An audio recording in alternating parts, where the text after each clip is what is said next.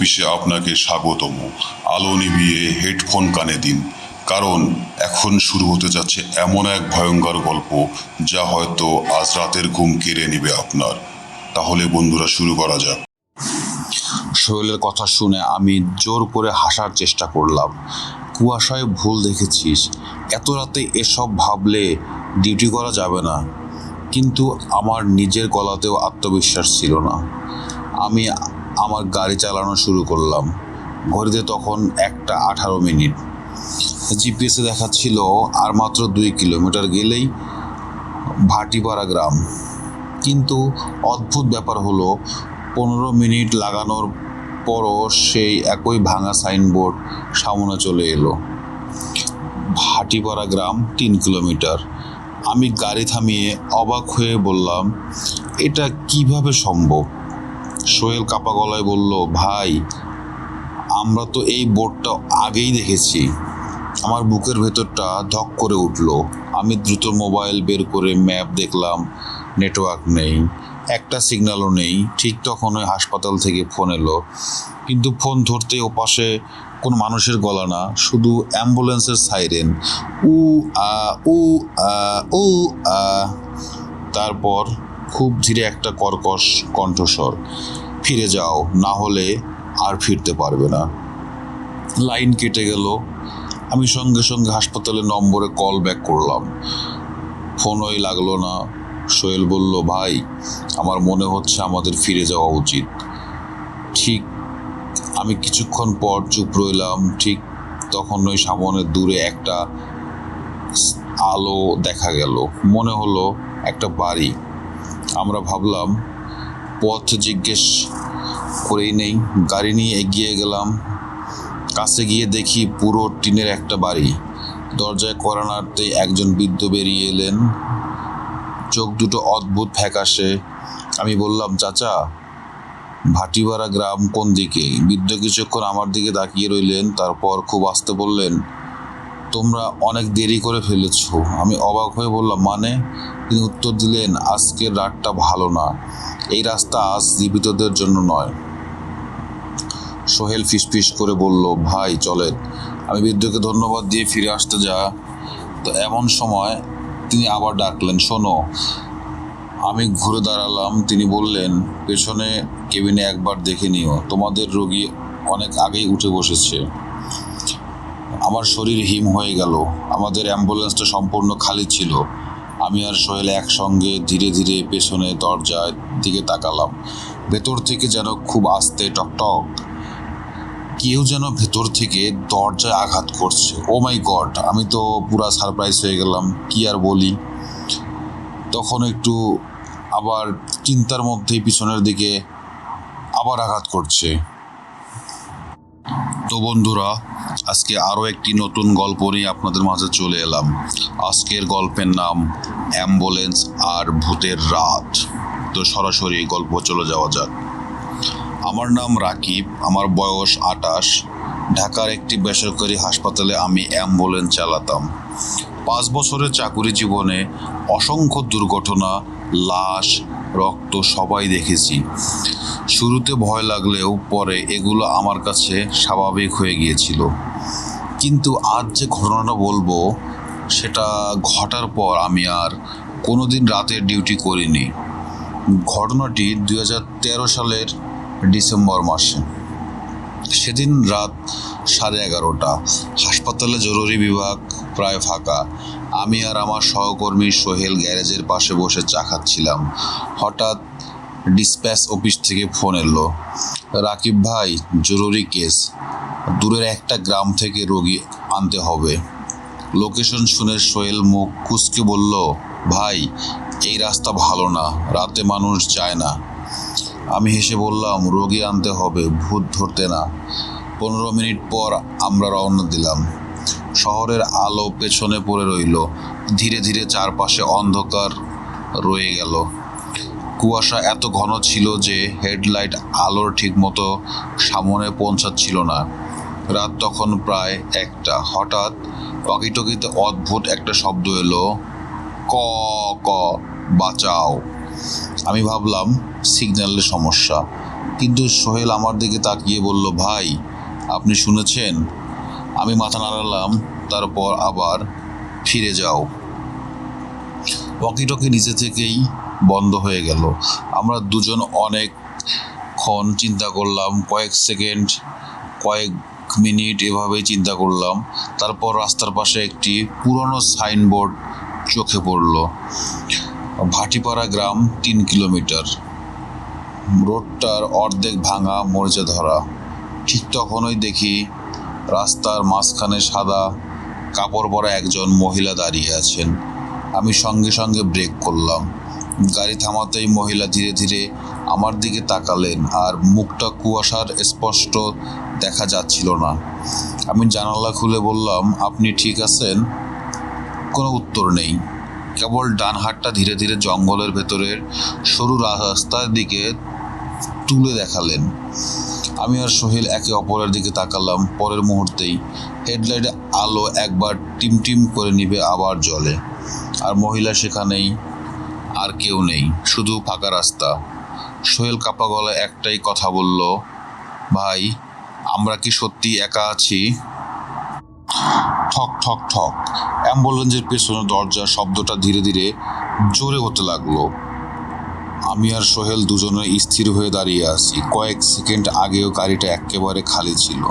সোহেল কাপা গলায় বলল, ভাই দরজা খুলবেন না।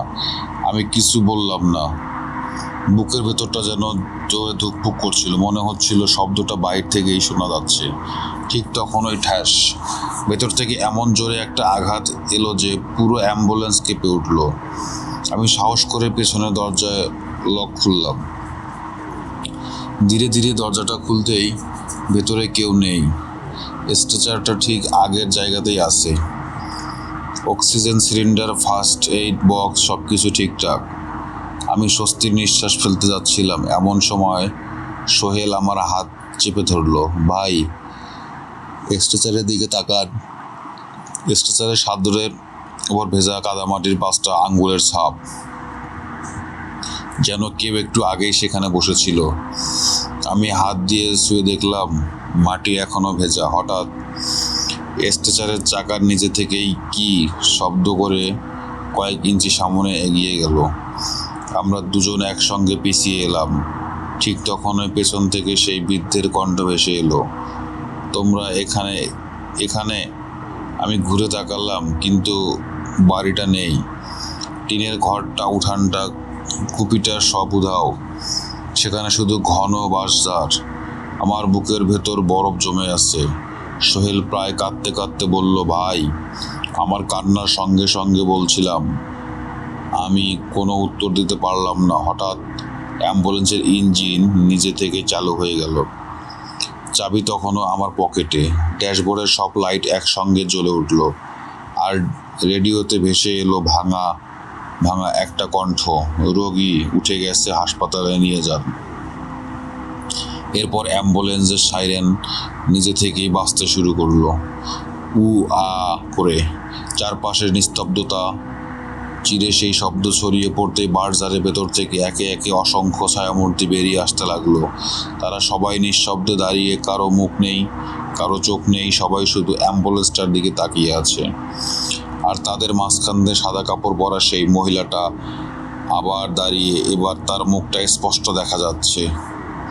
এবার আর কেউ নেই, আর সেই মুখ দেখা আমার শরীর সমস্ত রক্ত যেন হিম হয়ে গেল। কারণ তার মুখে কোনো চোখ, নাক বা ঠোঁট ছিল না, শুধু এক বিশাল কালো গহ্বর, যেখানে থেকে ধীরে ধীরে একটা ফিসফিস শব্দ বেরিয়ে আসছিল, দরজা বন্ধ করো, ও বেরিয়ে আসবে, এখনই বন্ধ করো, ও নইলে এখনই বেরিয়ে আসবে, দরজা বন্ধ করো,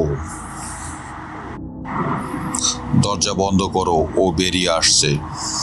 মহিলার কথাটা শেষ হওয়ার সঙ্গে সঙ্গে অ্যাম্বুলেন্সের পিছনে দরজাটা নিজে থেকেই ধীরে ধীরে খুলতে শুরু করলো। কি? আমার হাত পা ঠান্ডা হয়ে গেল। সোহেল চিৎকার করে বলল, ভাই দরজা বন্ধ করেন। আমি দৌড়ে গিয়ে দরজাটা টেনে বন্ধ করলাম। ঠিক মুহূর্তের মধ্যেই ভেতর থেকে প্রচণ্ড জোরে একটা ধাক্কা এলো। ধাম। মনে হলো ভেতরে কেউ দরজা ভেঙে বেরিয়ে আসতে চাইছে। আরেকটা ধাক্কা, থাম। তারপর আরেকটা ধাক্কা। প্রতিটি আঘাতে পুরো অ্যাম্বুলেন্স কেঁপে উঠেছিল।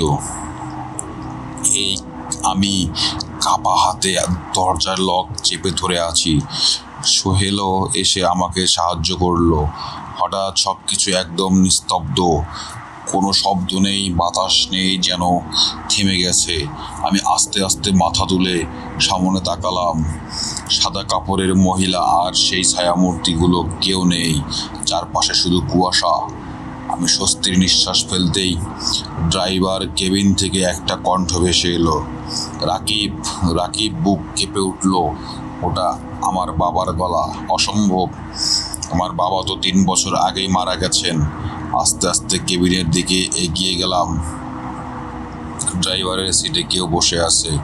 হেডলাইটের ক্ষীণ আলোয় মুখটা স্পষ্ট হলো।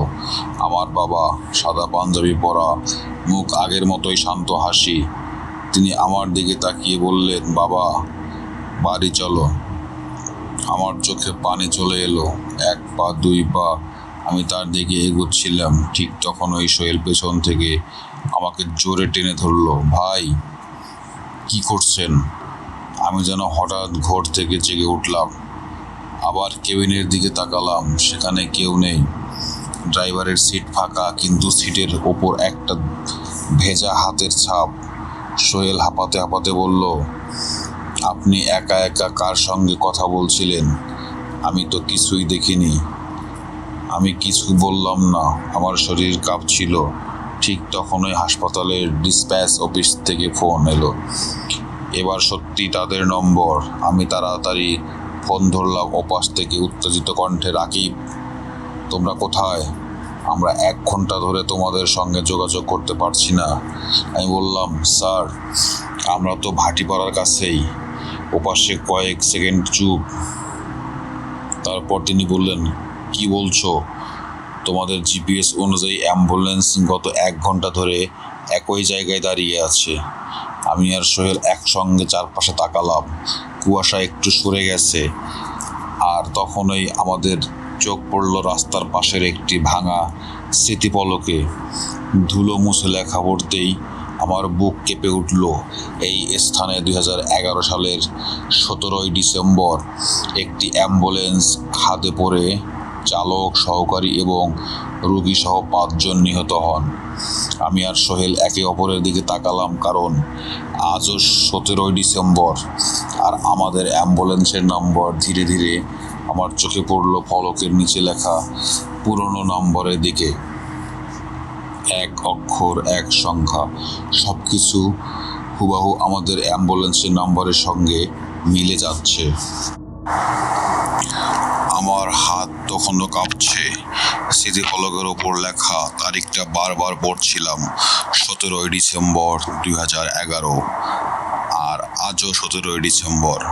মনে হচ্ছিল বুকের ভেতর কেউ বরফ ঢেলে দিয়েছে।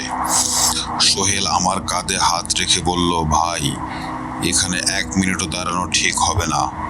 আমি কোনো উত্তর দিলাম না। ঠিক তখনই হঠাৎ চারপাশের একটা ঠান্ডা বাতাস বয়ে এলো। কুয়াশার ভেতর থেকে ধীরে ধীরে একজন বৃদ্ধ এগিয়ে এলেন। হাতে পুরনো একটি হারিকেন, মুখ ভর্তি সাদা দাড়ি, চোখ দুটো অদ্ভুত শান্ত। তিনি কাছে এসে আমাদের দিকে তাকিয়ে বললেন, তোমরা কি ওই অ্যাম্বুলেন্স নিয়ে এসেছো? আমি অবাক হয়ে বললাম, জি। আপনি কিভাবে জানলেন? বৃদ্ধ দীর্ঘশ্বাস ফেললেন। প্রতি বছর এই রাতেই ওটা আসে। আমার বুক ধড়ফড় করতে লাগলো। মানে? তিনি স্মৃতিফলকের দিকে তাকিয়ে বলতে শুরু করলেন, 15 বছর আগে এই রাস্তায় একটা ভয়ঙ্কর দুর্ঘটনা হয়েছিল। এক গর্ভবতী নারীকে হাসপাতালে নেওয়া হচ্ছিল। তার সঙ্গে ছিল স্বামী, ছোট্ট একটা মেয়ে, চালক আর সহকারী। তিনি একটু থামলেন। হারিকেনের আলোয় তার মুখটা আরো বিষণ্ণ দেখাচ্ছিল। হাসপাতালে পৌঁছাতে আর মাত্র 10 মিনিট বাকি ছিল, কিন্তু ব্রিজের মাঝখানে তারা একজন সাদা কাপড় পরা মহিলাকে দেখতে পায়। চালক তাকে বাঁচাতে গিয়ে গাড়ির নিয়ন্ত্রণ হারিয়ে ফেলে। আমি নিঃশব্দে বদ্ধ শুনেছিলাম। বৃদ্ধ আবার বললেন, অ্যাম্বুলেন্সটা সোজা খাদে পড়ে যায়। 5 জনের কেউই বাঁচেনি। সোহেল ধীরে ধীরে জিজ্ঞেস করলো, তারপর? বৃদ্ধ হারিকেনটা নিচু করলেন। তারপর থেকেই প্রতি বছর এই রাতে ঠিক একই সময়ে ওই অ্যাম্বুলেন্সটা আবার ফিরে আসে। আমার শরীর কেঁপে উঠল। আপনি এসব বললেন কিভাবে? বৃদ্ধ মৃদু হাসলেন, কারণ এই দুর্ঘটনার খবর আমিই প্রথম দেখেছিলাম। ঠিক তখনই দূরে কোথাও একটা অ্যাম্বুলেন্স সাইরেন বাজতে শুরু করলো, উ আ করে। কিন্তু আশেপাশে কোনো রাস্তা নেই, তবুও শব্দটা যেন দ্রুত আমাদের দিকে এগিয়ে আসছে। আমি আর সোহেল একসঙ্গে রাস্তার দিকে তাকালাম। কুয়াশার ভেতর থেকে ধীরে ধীরে একটা পুরনো অ্যাম্বুলেন্স বেরিয়ে এলো। এর সামনের কাচ ভাঙা, গায়ে শুকিয়ে যাওয়া রক্তের দাগ, হেডলাইট জ্বলছে, কিন্তু চালকের সিটে কেউ নেই। অ্যাম্বুলেন্সটা আমাদের সামনে এসে নিজে থেকেই থেমে গেল। ধীরে ধীরে পেছনের দরজাটা খুলে গেল। ভেতর থেকে বরফ শীতল বাতাস বেরিয়ে এলো, আর সেই বাতাসের সঙ্গে সঙ্গে ভেসে এলো একজন নারীর কান্না, আমার বাচ্চাটাকে বাঁচান। আমি অজান্তেই এক পা সামনে এগুলাম। ঠিক তখনই বৃদ্ধ আমার হাত শক্ত করে ধরে বললেন, ভেতরে তাকিও না। যে একবার ওই অ্যাম্বুলেন্সের ভেতর তাকায় সে আর নিজের জীবনে ফিরে আসতে পারে না। আমি নিঃশ্বাস আটকে দাঁড়িয়ে রইলাম, কিন্তু পরের মুহূর্তেই ভেতর থেকে একটি ছোট্ট শিশুর কণ্ঠ ভেসে এলো, আঙ্কেল, আমাকে বাড়ি নিয়ে যাবেন? আমার বুকের ভেতরটা কেঁপে উঠল। আঙ্কেল, আমাকে বাড়ি নিয়ে যাবেন? কণ্ঠটা এতটাই অসহায় ছিল যে আমার বুকটা মোচড় দিয়ে উঠল। বৃদ্ধ আমার হাত শক্ত করে ধরে ফিসফিস করে বললেন, শুনতে পাচ্ছ? ওরা তোমায় মায়া ধরতে চাইছে। কোনো উত্তর দিও না। ঠিক ঠোঁট কামড়ে দাঁড়িয়ে রইলাম, কিন্তু সোহেল যেন সম্মোহিত হয়ে গেল। সে ধীরে ধীরে পুরোনো অ্যাম্বুলেন্সটার দিকে হাঁটতে শুরু করলো। আমি চিৎকার করে বললাম, সোহেল থাম। সে যেন কিছুই শুনতে পাচ্ছে না। পেছনে দরজার সামনে গিয়ে দাঁড়াতেই ভেতরের অন্ধকার দুটো ছোট্ট হাত থেকে বেরিয়ে এলো। তারপর একটি 7-8 বছরের মেয়ে ধীরে ধীরে বেরিয়ে এলো। মেয়েটির গায়ে গোলাপি ফ্রন্ট, কিন্তু ফ্রকটা পুরো রক্তে ভেজা, কপালের ডান পাশে গভীর ক্ষত, তার চোখে চোখ অদ্ভুত মায়া। সে সোহেলের হাত ধরে বলল, চলো, মা একা আছে। সোহেল তার পেছনে পেছনে হাঁটতে শুরু করলো। আমি দৌড়ে গিয়ে তাকে টেনে ধরতেই হঠাৎ চারপাশের দৃশ্য বদলে গেল। কুয়াশা নেই, রাত নেই, আমরা যেন ফিরে গেছি 17 ডিসেম্বর 2011 সালের সেই রাতে। প্রচণ্ড বৃষ্টি হচ্ছে। ব্রিজের ওপর একটা অ্যাম্বুলেন্স দাঁড়িয়ে, ভেতরে একজন গর্ভবতী নারী যন্ত্রণায় ছটফট করছেন। একজন ছোট্ট মেয়ে কাঁদছে। চালক বারবার হর্ন দিচ্ছে। সহকারী বলছে, আর 5 মিনিট, হাসপাতালে পৌঁছে যাব। ঠিক তখনই সামনে সাদা কাপড় পরা এক মহিলা রাস্তার মাঝখানে এসে দাঁড়ালো। চালক তাকে বাঁচাতে স্টিয়ারিং ঘুরিয়ে দিল। চি, ব্রেকের বিকট শব্দ, অ্যাম্বুলেন্স নিয়ন্ত্রণ হারিয়ে ব্রিজের রেলিং ভেঙে নিচে পড়ে গেল। আমার চোখের সামনে পুরো দুর্ঘটনাটা ঘটলো। আমি চিৎকার করে উঠলাম, কিন্তু আমি কিছুই করতে পারলাম না। মুহূর্তের মধ্যে সব আবার আগের মতোই হয়ে গেল। আমরা আবার কুয়াশায় ঢাকা সেই রাস্তায় দাঁড়িয়ে। সোহেল হাঁটু গেড়ে বসে পাচ্ছে, তার চোখ দিয়ে পানি পড়ছে। সে কাপা গলায় বলল, ভাই, আমি সব দেখেছি। বিদ্যুৎ নিচু স্বরে বললেন, এইটাই ওদের শেষ রাতের স্মৃতি। প্রতি বছর ওরা কাউকে সেটা দেখায়, কারণ ওরা এখনো মুক্তি পায়নি। আমি জিজ্ঞেস করলাম, মুক্তি পাবে কিভাবে? বৃদ্ধ কয়েক সেকেন্ড চুপ করে বললেন, সেই রাতের একজন এখনো হাসপাতালে পৌঁছাতে চায়। যতদিন তার শেষ ইচ্ছা পূরণ না হবে, ততদিন এই অভিশাপ শেষ হবে না। ঠিক তখনই আমাদের নিজের অ্যাম্বুলেন্সের পেছনে দরজা নিজে থেকেই খুলে গেল। আমরা দুজন ঘুরে তাকালাম। স্ট্রেচারের ওপর একজন গর্ভবতী নারী শুয়ে আছে।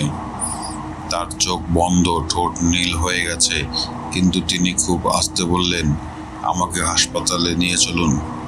আমি আর সোহেল একে অপরের দিকে তাকালাম।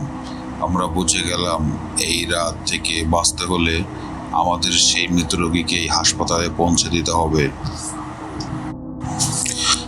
স্ট্রেচারের ওপর শুয়ে থাকা গর্ভবতী মহিলার ঠোঁট কাঁপছে, কিন্তু খুব কষ্টে আবারও বললেন, আমার বাচ্চাটাকে বাঁচান। আমি আর সোহেল একে অপরের দিকে তাকালাম।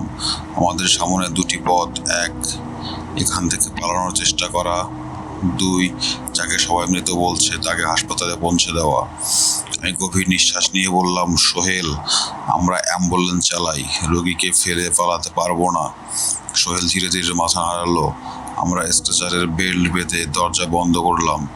ঠিক সেই মুহূর্তে বৃদ্ধ হারিকেন হাতে এগিয়ে বসে বললেন, মনে রেখো, হাসপাতালের রাস্তা তোমাদের চোখে যা দেখবে তা কিছুই সত্যি নয়। আমি জিজ্ঞেস করলাম, আপনি কে? বৃদ্ধ হালকা হাসলেন। যেদিন সত্যিটা জানতে পারবে সেদিন আমার পরিচয়টা জানতে পারবে। কথা শেষ করে তিনি কুয়াশার মধ্যে মিলিয়ে গেলেন। আমি ইঞ্জিন স্টার্ট দিলাম। এবার অ্যাম্বুলেন্স একবারে চলতে শুরু করলো। রাত তখন 2:12।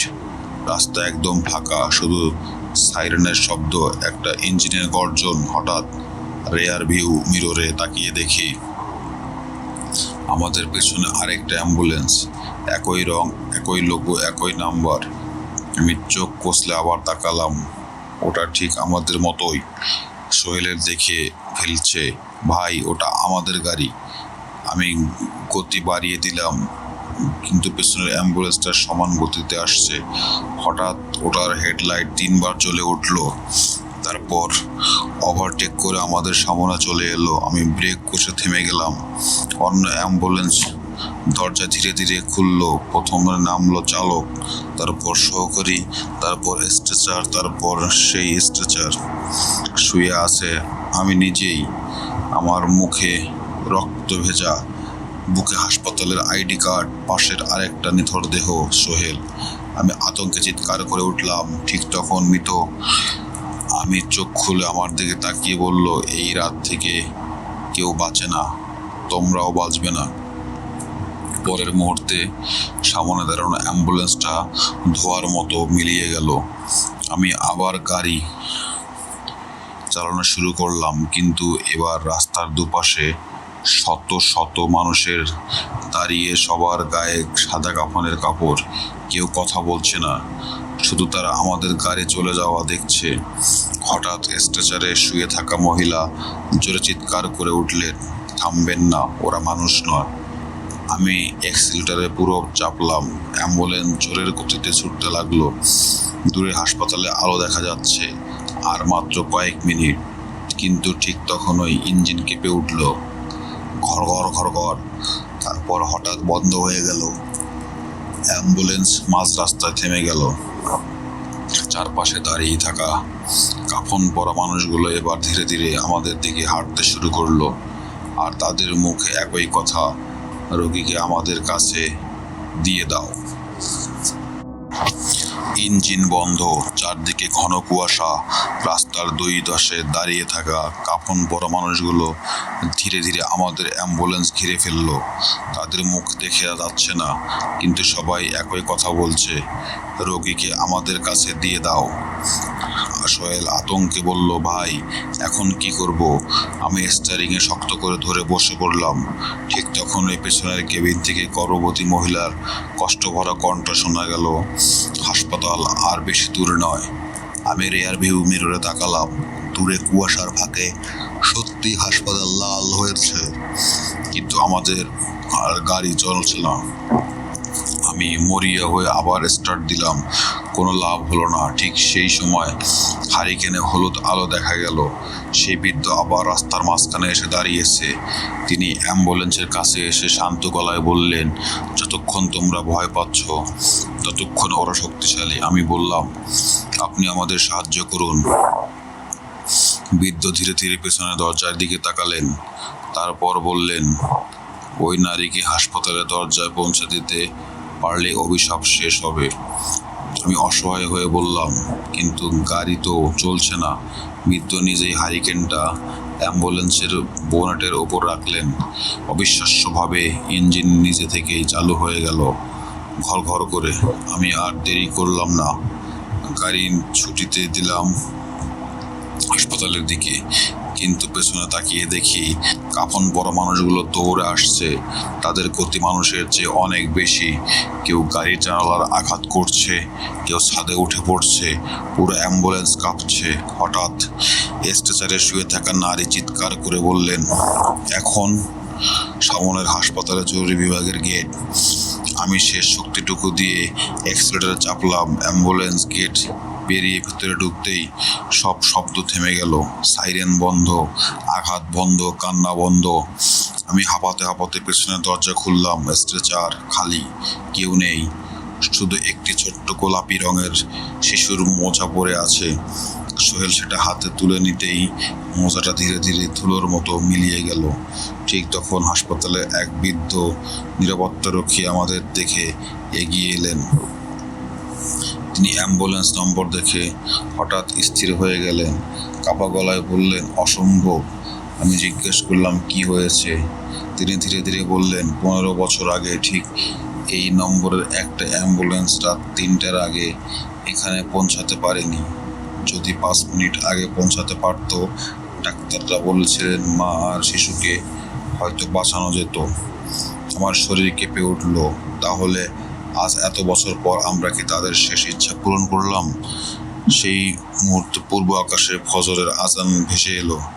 কুয়াশা ধীরে ধীরে সরে যেতে লাগলো। আমি ঘুরে সোহেলের কিছু বলতে গেলাম, কিন্তু সে সেখানে নেই।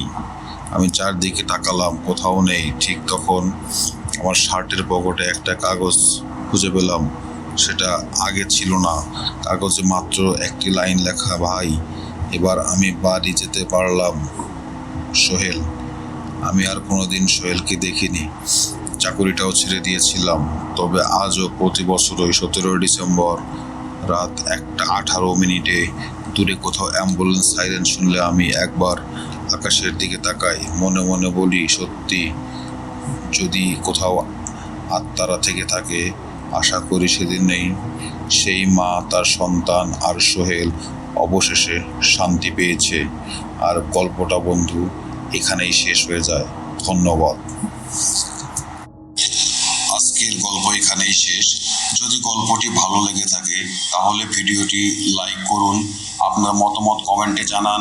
আর এমন আরো ভয়ঙ্কর গল্প শুনতে ভূত বক্স অফিসকে সাবস্ক্রাইব করে পাশে থাকুন। মনে রাখবেন, ভয় কখনো গল্পে সীমাবদ্ধ থাকে না। আবার দেখা হবে পরবর্তী ভৌতিক গল্পে।